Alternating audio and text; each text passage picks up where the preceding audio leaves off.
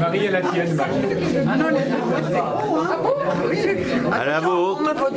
À la vôtre à tous.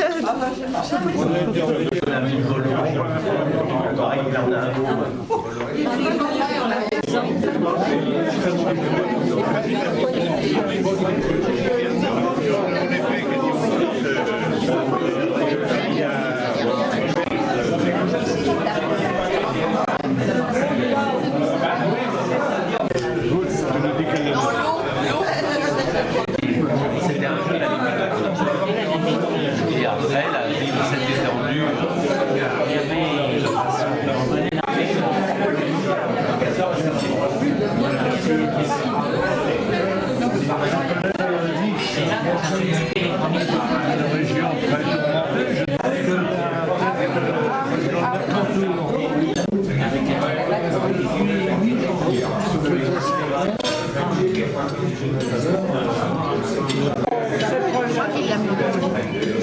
Voilà, il est devenu normand comme ça par mariage.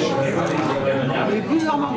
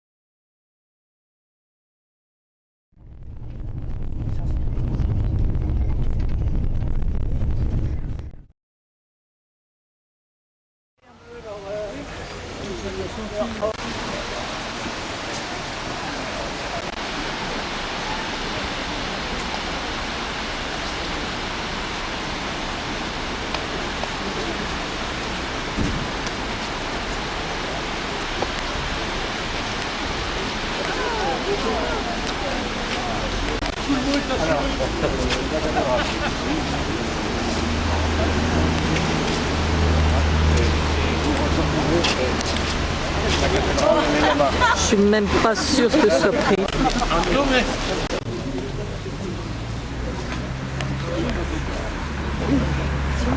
Il a joué avec, mais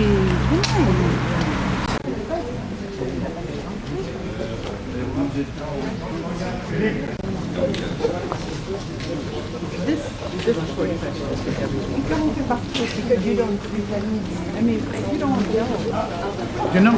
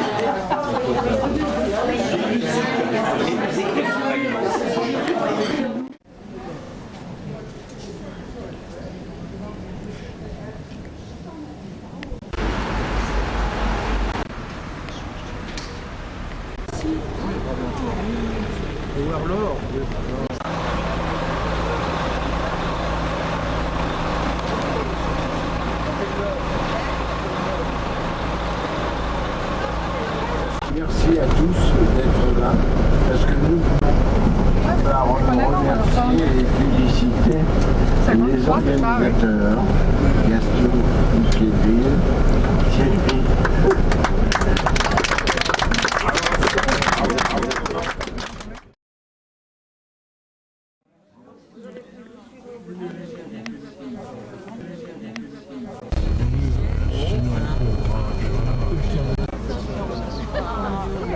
C'est pas pour vous compliquer la vie, hein, ça, c'est pour éviter les hausses de marge.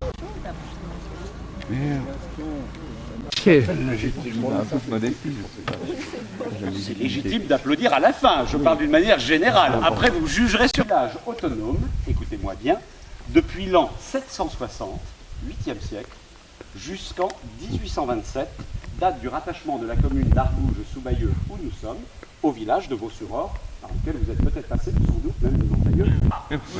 Pourquoi il est intéressant de commenter cette église? Parce que vous avez là l'exemple typique d'un lieu de culte chrétien, monothéiste par définition, établi sur un ancien lieu de culte païen, polythéiste quant à lui. On sait qu'il y avait à cet emplacement précis un ancien temple celtique. Le dit temple, elle existe bien, ce n'est pas que de la tradition orale. On en connaît parfaitement le tracé en diagonale, sous la... Rappelez le véritable sens du mot manoir. C'est un terme terriblement galvaudé, tout particulièrement dans le Bessin, où ils sont pléthores. Vous voyez des affiches, ferme manoir, château manoir, manoir, on ne sait pas très bien qui est quoi. Passez devant les agences immobilières de Bayeux, vous verrez que chaque fois qu'il y a une baraque à 2 clochetons à vendre, on vous l'intitule promptement manoir, histoire de grappiller quelques milliers d'euros de plus. Un manoir, c'est pourtant quelque chose de très précis. La racine, comme souvent, est d'origine latine, manere, qui a donné manoir. Manere a une double signification. D'une part, demeurer, rester. Il s'agit d'une demeure, d'une résidence à caractère seigneurial, dotée de tous les droits féodaux, ces mêmes droits qui seront abolis la nuit du 4 août 1789, lors de l'abolition des privilèges. Parmi ces droits encore visibles, le droit de tour. Seules les familles aristocrates nobles pouvaient ériger tour. Faire visiter un lieu, je dirais, dans sa plénitude, rien de tel que d'avoir en face de soi celui qui a souffert dans sa chair depuis quelques années pour essayer d'en faire quelque chose de présentable. Ça, c'est la première chose. La seconde chose, elle va peut-être vous étonner, elle est de caractère quasi métaphysique. J'ai, comme beaucoup de Français, été élevé chez les bons pères, de tradition judéo-chrétienne, catholique.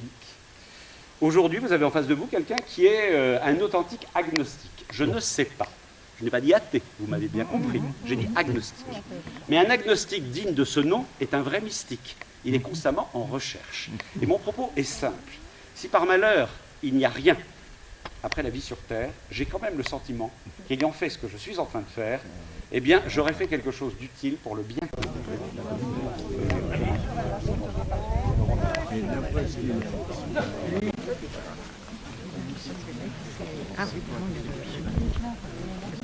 Vous n'avez de cesse que de vous documenter. Et puis, une pilier, ils étaient poètes, ils mettaient des petites fleurs au pied de leur muraille. Non, en permanence, les pigeons. Second élément, la pierre de construction, nos Anglais le savent, ils nous en ont suffisamment tout. La pierre de Caen, la tour de Londres est en pierre de Caen. Bon nombre des abbayes anglaises sont en pierre de Caen. Que fait le gros ballot de Paris là? Vous comprenez, si on le prend en compte, quel est l'intérêt de cette personne? Le principe de la cuisine, c'est qu'il y a l'assemblage circulaire de pierres, chacune des pierres étant solidaire. C'est l'école d'ingénieurs de Paris. Paris-Amiens. La voûte est sur terre. C'est pas le char. Ça, c'est la poutre. Figurez-vous qu'on a des photos de Mais 1900 il y avait l'extérieur du Pigeonnier n'est pas visible. elle a brûlé. Je vous rappelle la première fonction du pigeonnier, c'est une fonction symbolique, affirmation de sa puissance foncière. Corrélation directe entre le nombre de trous et la possession terrienne. Un peu plus calme. Il est remarquable. Il est de structure tronconique. Comprenez que la maçonnerie ça. Allez, messieurs les ingénieurs, quelle est la hauteur 25 mètres. Oh, plus que ça, oui. Qui permettait, avec cette partie arrondie à la base des meurtrières, d'orienter le tir de l'arc. Au centre, partie sensiblement transformée en façade à l'époque Renaissance. On ne craint plus la lumière et l'ennemi, on passe de ces petites fenêtres armées de grilles à des larges baies, dites fenêtres à meneaux. L'ornementation est typiquement Renaissance et n'a jamais été rehaussée à sa hauteur d'origine. On le voit très bien avec cette affreuse gouttière qui vient scalper la fenêtre de la passion. Elle sublime les moments de découragement et l'on continue. Donc, premier P, passion. Second P, corollaire du premier, partage de la passion. Nous avons rapporté, quand je suis arrivé ici, d'ailleurs, madame, vous l'avez fait, un lézard, qui part timide à la base, quelque chose qui a assurément changé la face de la France aujourd'hui. Et c'est le seigneur d'Arnouge.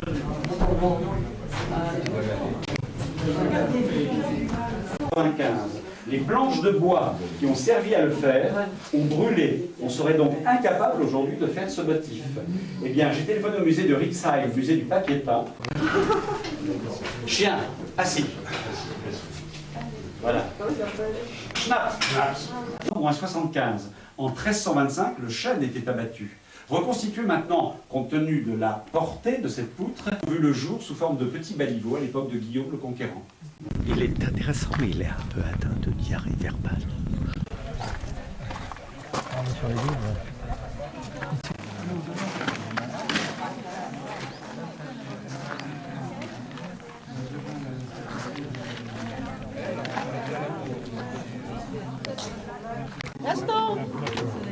Gaston, l'autre est là-bas. Il est en train de régler. Voilà, tenez. Profitez.